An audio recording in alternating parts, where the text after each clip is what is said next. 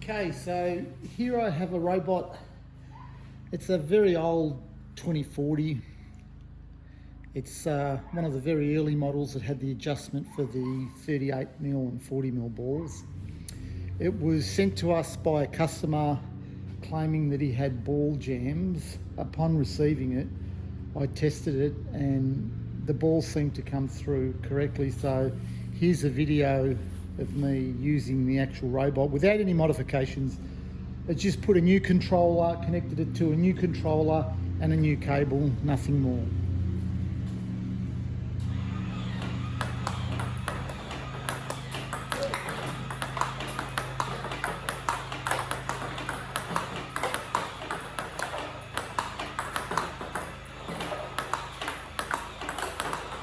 I'll turn the oscillation on.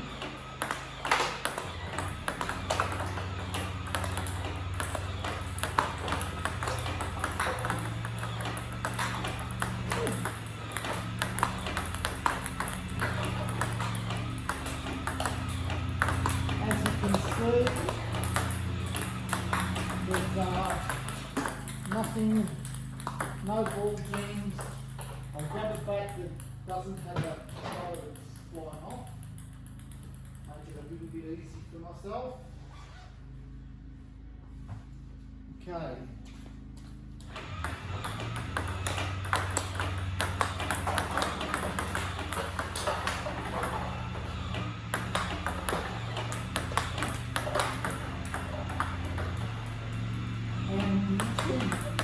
Run out of balls, I think.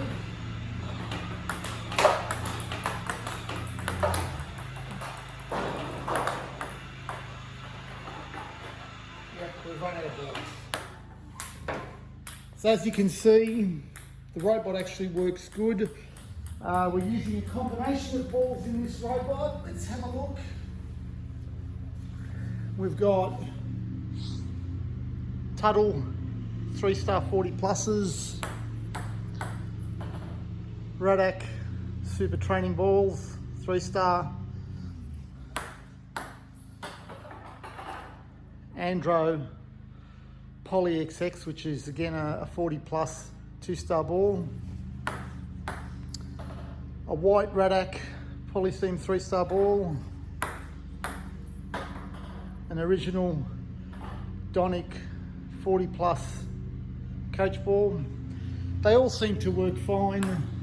I mean, we've got Andro 3-star, can't focus on that one, there we go, 40 plus balls.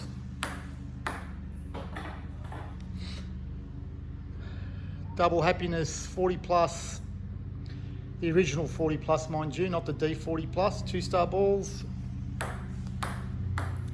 Again, another Andro ball. So they all seem to work fine.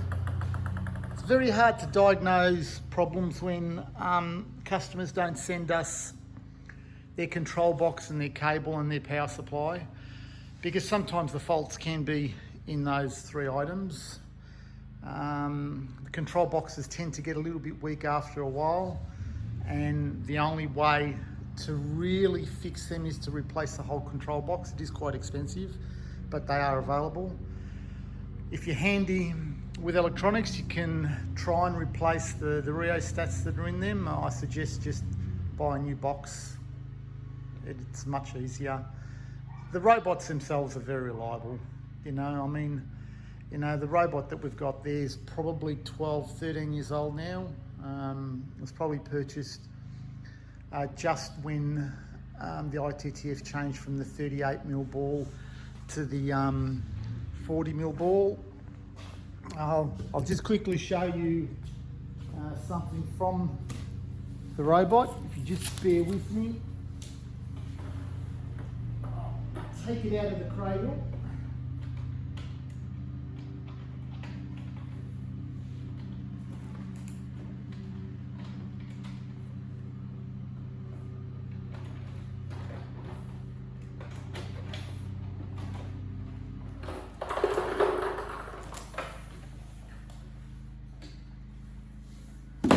So Just a couple of things I want to show you.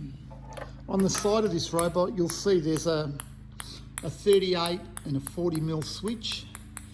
Sometimes customers inadvertently put it on the 38mm mark. There's a switch either side. Okay. In that mode, the balls definitely won't come through the robot and they will play up. And if you want to turn around and actually put it back to 40mm mode, you have to depress the little thing that's inside the little skateboard. I don't know if you can see it in the video. It's pretty hard to see. You've got to depress the skateboard and then you can flick it back over. Okay. Now there is a modification where there's a couple components that we can change, which makes that feature useless. It actually helps with the new balls, but as you can see, they tend to work quite good. If you have problems, I'll just set the camera up. Come over and have a look. Remove tray. Again, there's 4 finger locators, which you simply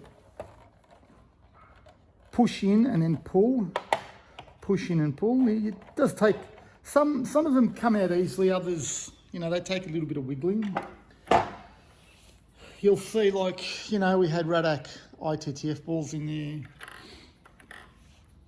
These are original Robo balls that came with the machine when it was bought years and years ago, not 40 pluses, just plain old 40s.